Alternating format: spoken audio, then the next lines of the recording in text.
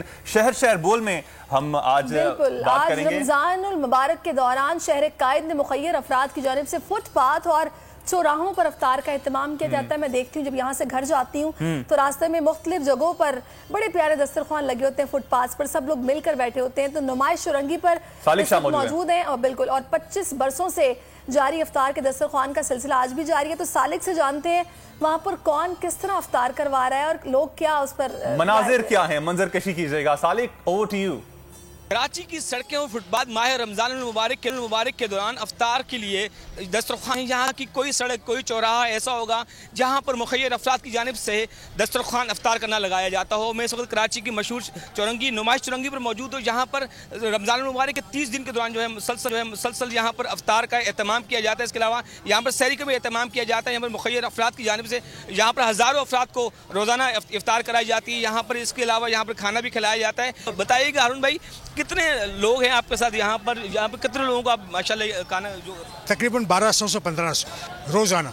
माशाल्लाह कितने से आपका ये सिलसिला चल रहा है यहाँ पर? अल्हम्दुलिल्लाह मुझे 25 साल हो गए ये काम करते हुए। 35,000 से शुरू हुआ था, मैं आज 65 लाख रुपए पे मेरी इफ्तारी चल रही है।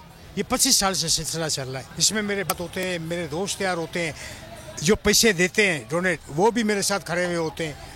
बिल्कुल, ये सिर्फ इनकी बात नहीं हारून, यानी कि इसके अलावा शहर की मुख्तलिफ सड़कें और जो फुटपाथ हैं वहाँ पर भी इसी तरह का एहतमाम किया जाता है मुखय्यर अफराद की जानिब से। और लोगों का यही कहना है कि शायद इसी तरह के जो लोग हैं जिसकी वजह से शहर के जो फुटपाथ पर रहने वाले, सड़कों पर रहने वाले लोग जो हैं। बहुत शुक्रिया सालिक शाह, आपने मंजर कशी की वहाँ पर। तो नजर आ रहा है सामने लिखा हुआ है जुल्म मिटने के लिए। दो चीजों से मिटेगा भाई।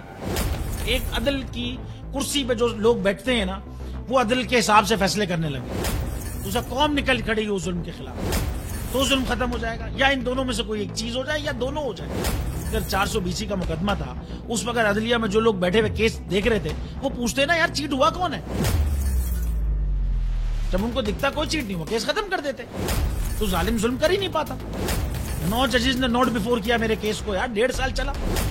शख्सी जमानत का केस, सेम केस इस्लामाबाद में कर दिया। एक ही इल्जाम पे 2 केस हो नहीं सकते भाई। मतलब 60 दिन का वक्त होता है। 102 दिन के बाद मैं जीत गया, केस बरी हो गया। 102 दिन के बाद अपील फाइल की, एक्सेप्ट कर ली। नहीं करते ना एक्सेप्ट, खत्म हो जाता ना जुल्म यार।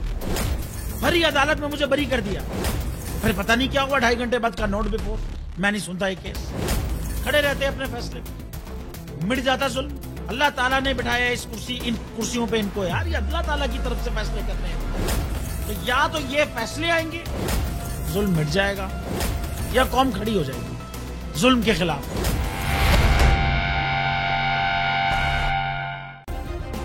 सब्सक्राइब करें और बेल दबाएं ताकि कोई खबर रह न जाए।